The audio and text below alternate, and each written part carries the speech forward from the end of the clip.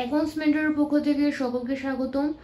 আজকে হচ্ছে যারা এইচএসসি 26 ব্যাচের রয়েছে, যারা সামনে এইচএসসি পরীক্ষা দিবে, তাদের জন্য আমি ফিন্যান্স, ব্যাংকিং ও বিমা প্রথম পত্রের সাজেশন দিব।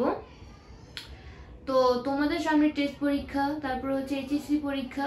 তো তোমরা যারা ফিন্যান্স প্রথম পত্রে 80-র উপরে পেতে চাও, তার জন্য তোমাদের সব চ্যাপ্টার পড়ার কিন্তু দরকার নেই।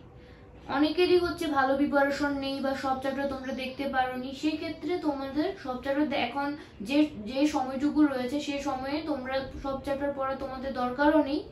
তোমরা এখন 7টা সৃজনশীল আনসার করার জন্য তোমরা জাস্ট কয়েকটা চ্যাপ্টার যদি দেখো তাহলে কিন্তু তোমাদের জন্য হয়ে যাবে।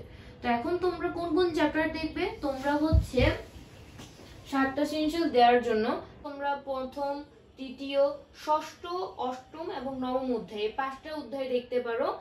এই 5টা অধ্যায় তোমরা যদি দেখো তাহলে কিন্তু তোমরা 7টা সৃজনশীল আনসার করতে পারবে। আর এছাড়া যদি তোমরা হাতে একটা অপশন রাখতে চাও, সেক্ষেত্রে তোমাদের চতুর্থ, পঞ্চম এবং সপ্তমের মধ্যে যে কোনো একটা চ্যাপ্টার পড়লে হয়ে যাবে। আর বহু নির্বাচনের জন্য সব চ্যাপ্টারই পড়তে হবে।